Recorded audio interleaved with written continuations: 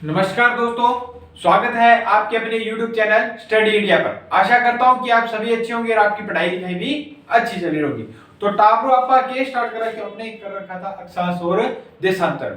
अक्षांश अपने कंप्लीट कर लिए थे, आगे अपने चलते हैं क्या देशांतरों की ओर, क्योंकि 2 क्लासों में कंप्लीट हुए थे। क्योंकि आपको समझ आना चाहिए, मेरा मेन मोटिव है क्लास से 2 की 3 लग जाए, लेकिन मेन मोटिव है क्या समझ आना चाहिए।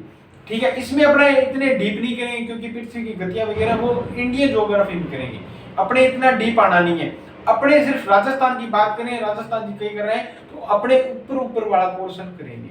ठीक है, क्योंकि अक्षांश सीधा पूछ रहे थे, अक्षांश रेखाएं कितने, देशांतर रेखाएं कितने, ये करेंगे, वो अपने करेंगे। इंडियन ज्योग्राफी पढ़ेंगे तब करेंगे पूरा डीपली।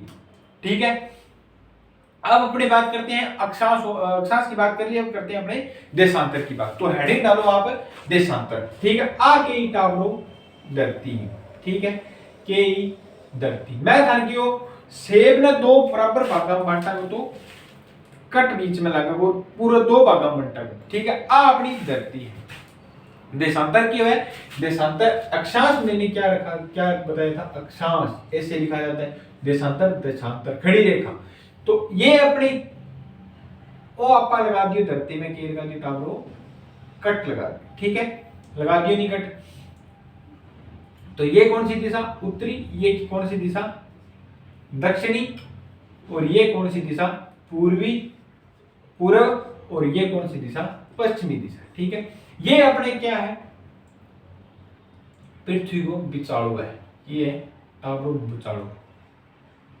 विचारो मतलब समझ गया, ये बिंदु है गोल है, पृथ्वी की गोल है। ठीक है, ये क्या है अपनी बीच वाली रेखा। मैंने कौन सी बताई, ये जो बीच में रेखा है, ये पृथ्वी गोल है, ये जो बीच में बिंदु है, ये इसको मैंने किस रेखा के द्वारा बताया है, इस रेखा के ऊपर है। इस रेखा का नाम क्या दिया गया है, ग्रीनविच रेखा। क्या रखा गया है, ग्रीनविच रेखा या समय रेखा।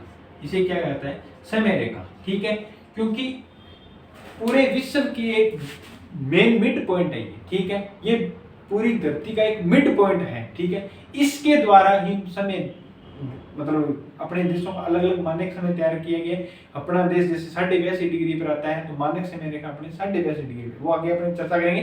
पहले मैं आपको बताना चाहता हूँ, ये इसका मेन पॉइंट है, मुख्य बिंदु है। ठीक है, मुख्य बिंदु को क्या नाम दिया है, ग्रीनविच रेखा। ये सभी रेखाएं मैंने कहा था ये काल्पनिक रेखाएं होती हैं।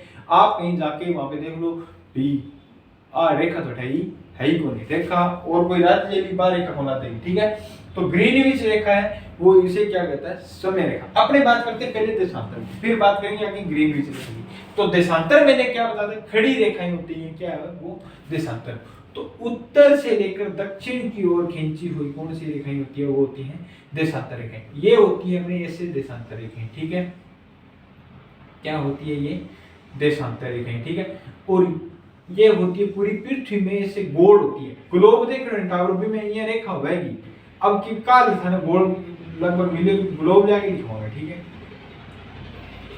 ये क्या होगी अपने देशांतर रेखाएं होगी। ठीक है, देशांतर रेखाएं होगी, ये रेखाएं जैसे यहां से निकली और ये पूरी ऐसे। ठीक है, पूरी ऐसे गोल है। इसको मैंने कैसे दर्शाया है, ऐसे। तो ये आप हेडिंग डालो, ये कितनी है टोटल, 360, क्योंकि पूरी पृथ्वी गोल है और वृत्त की जो परिधि होती है या वृत्त जो होता है उसकी कितनी होती है, 360 होती है। कितनी होती है, 360। परिधि कितनी होती है, 360। उसी प्रकार कितनी होती है, तो देशांतर रेखा की संख्या कितनी है,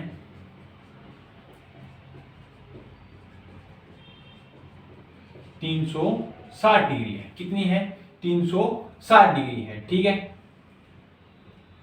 उत्तर से दक्षिण की ओर खींची गई रेखाएं क्या कहलाती है, देशांतर रेखाएं कहलाती है। ठीक है, अब बात करते हैं अपनी पृथ्वी किस साइड घूमती है, इसी के अंदर ग्रीनविच रेखा कराऊंगा। ये क्या है, ग्रीनविच रेखा 8 टाइम 0 है मान लो, तो इसके पीछे ग्रीनविच रेखा पहले बात करते हैं पृथ्वी किस ओर घूमती है, पूर्व से पश्चिम या पश्चिम से पूर्व। कई टावर हैं तो आप भी बात कौन करो, पृथ्वी घूमे की दिशा से, तो पृथ्वी अपनी घूमती है, वो घूमती है पश्चिम से पूर्व की ओर। किस ओर घूमती है, पश्चिम से पूर्व की ओर। पश्चिम से पूर्व की ओर घूमती है। जैसे आगे चलेंगे, पूर्व की ओर चलेंगे तो समय क्या होगा, प्लस में काउंट होगा। क्या होगा? प्लस में काउंट होगा। और पीछे चलेंगे तो क्या होगा? माइनस में काउंट होगा। तो अपना देश किस ओर है? लगभग है किस ओर? यहां पर है, ठीक है। भूमध्य रेखा ये ऊपर आ गई, ठीक है। तो यहां पर लगभग कर्क रेखा होगी, तो यहां पर अपना देश है। तो किस देशांतर की ओर अपना देश है? पूर्वी देशांतर की ओर देश है। तो दूसरी लाइन लिखो इसमें, भारत विश्व में, भारत पूर्वी देशांतर की ओर स्थित है। भारत पूर्वी देशांतर की ओर है स्थित है, ठीक है। अब मानक समय रेखा के बारे में बात करता हूं। ये क्या होगी? अपनी ग्रीनिच रेखा होगी, ठीक है। इससे आगे जाएंगे तो टाइम बढ़ेगा, क्योंकि पृथ्वी घूम रही है ऐसे, ठीक है, पश्चिम से पूर्व की ओर, पश्चिम से पूर्व की ओर, ठीक है। तो आगे जाएंगे तो टाइम बढ़ेगा, और वापस राउंड वापस जाएंगे तो टाइम घटेगा। तो पृथ्वी तो अपनी दिशा में जा रही है, तो टाइम अपना लेते जा रही है। अगर अपने कोई चीज जैसे चक्की चलती है, तो जैसे चक्की चलाते हैं तो अपनी सीधी दिशा में चलती है तो सरल चलती है, पीछे चलाते हैं तो थोड़ा कठिन चलती है, ठीक है। तो वैसे ही बात है, आगे चलाएंगे तो प्लस हो जाएगा और पीछे चलाएंगे तो माइनस होगा। चक्की चलाते हैं तो अपनी जिस दिशा में चलाते हैं, जैसे अपने सीधी दिशा में चलाते हैं तो एनर्जी कम वेस्ट होती है। अगर उसी को उल्टा चलाएं तो एनर्जी ज्यादा वेस्ट होगी। तो एनर्जी ज्यादा वेस्ट होगी तो माइनस हो गया, एनर्जी कम वेस्ट होगी तो प्लस हो गया। उसी प्रकार धरती है, अगर पूर्व से पश्चिम की ओर घूम रही है तो देशांतर समय क्या होगा? प्लस, देशांतर हो गया +1, और इधर हो गया क्या? -1। मतलब पीछे जाएंगे तो टाइम घटेगा और वापस जाएंगे तो टाइम घटेगा, और आगे जाएंगे तो टाइम बढ़ेगा। अब बात करते हैं अपना जो भारत है वो कितने डिग्री पर है? भारत है अपने 82.5 डिग्री पर है। कितनी पर? हर देश की अपने एक मानक समय रेखा होती है जिसके द्वारा उनका समय निर्धारण होता है। अपने 82.5 डिग्री पर मानक समय रेखा रखी हुई है, क्योंकि इसके द्वारा ही आपको पता है भी आजकल ऑटोमेटिक टाइम अपने आप सेट हो जाता है, ठीक है। 82.5 डिग्री पर अपने भारत का समय रखा हुआ है, ठीक है। जो ग्रीनविच रेखा पर है इससे कितना आगे है? 82.5 डिग्री, मतलब प्लस है, ठीक है। अगर 1 डिग्री चलते हैं, 1 डिग्री देशांतर चलते हैं तो कितने मिनट का समय लगता है? 4 मिनट का समय लगता है। कितने मिनट का समय लगता है? 4 मिनट का लगता है। 2 देशांतर है, जैसे 2 देशांतर है, इसमें छोटी छोटी रेखाएं भी होती है, वो कितनी होती है? 15 होती है। तो एक देशांतर का मतलब 82.5 डिग्री इंटू 1 में कितना है? 4 मिनट लगता है। कितने लगते हैं? 4 मिनट बराबर कितने होगी? 330 मिनट होंगे। और टोटली कितना होगी? 330 मिनट को घंटे में चेंज करूं तो कितने घंटे हो गए? 5.5 घंटे। यहाँ पे जीरो टाइम था, और अपना देश है जो ग्रीनविच रेखा से कितने घंटे समय आगे है? वो है 5.5 घंटे। दोनों को टोटली साथ साथ समझा रहा हूं, देशांतर को और ग्रीनविच रेखा को। तो अपने देश का समय है, आपसे सीधा क्वेश्चन पूछेगा ग्रीनविच रेखा से जो भारत का टाइम है वो कितने घंटे आगे है? तो वो है 5.5 घंटे, ठीक है। ये होगी अपनी ग्रीनविच रेखा की और देशांतर रेखा की बात। क्यों? हर चीज का समय, हर देश का समय अपने मानक समय के अनुसार निर्धारित होता है। एक बार की बात बता दूं, जो पाकिस्तान है अपने, ये अपने आप को भारत से आगे रखना चाहता है, लेकिन किसी चीज में आगे नहीं है, आज तक तो मैंने देखा नहीं, ठीक है। तो इनका टाइम अपने से क्या है? आधा घंटे थोड़ा पीछे, ठीक है, आधा घंटे पीछे है। तो ये इन्होंने कहा भी हम तो भारत से आगे रहेंगे, तो इन्होंने अपने मानक समय रेखा एक बार चेंज करी थी, ठीक है। तो इन्होंने आगे करके अपने से जैसे अपने 5:30 हो रहे हैं तो उन्होंने 6 बजा दिए, ठीक है। तो अगर अपने से आधा घंटा आगे कर दिया, मतलब उनके घंटा आगे हो गया, पहले आधे घंटे पीछे थे और आधा घंटा और आगे कर दिया, तो 1 घंटा आगे हो गया अपने से, ठीक है। अगर अपने 5:30 है तो उनके क्या हो गए? 6.5 घंटे, 6:30 बज रहे, जैसे अपने 5:30 बज रहे हैं और उनके हो गए 6:30 बजे, तो ठीक है। तो उन्होंने चेंज किया था, तो उनके एम्प्लॉय वगैरह वो तंग आ गए थे इस चीज से। कोई गवर्नमेंट कर्मचारी है, अगर उसको 9 बजे जाना है तो उसको 8:30 जाना पड़ गया, और जो 9 बजे जाना था उसको वो 10:30 पहुंचा। तो इससे गवर्नमेंट कर्मचारी वो तंग आ गए। फिर उनको समझ आया भी हमारे साथ जो टाइम हमने चेंज किया उसके द्वारा दिक्कत हो रही है, फिर उन्होंने वापस वही टाइम सेट है, किया, तो वो मानक समय रेखा है वो अपने टाइम निर्धारित करती है। ठीक है, मैंने आपको उदाहरण इसलिए बताया क्योंकि इसके द्वारा जो अपने तैयार करी जाती है इसके छेड़छाड़ नहीं कर सकते। ठीक है, क्योंकि वो पूरे एक देश की एक निर्धारित मानक समय रेखा होती है। ठीक है, क्योंकि डिग्री के हिसाब से होते हैं, देशांतरों के हिसाब से होते हैं। तो देशांतर रेखाएं अपनी कितनी 360 और भारत की इस देशांतर में पूर्वी देशांतर में दो देशांतरों के मध्य कितना होता है, ये एक देशांतर हो गया, या ये मान लो दूसरा देशांतर है। दो देशांतरों के मध्य कितनी दूरी होती है, वो होती है 111.32 किलोमीटर। कितनी होती है, 111.32 किलोमीटर। ठीक है,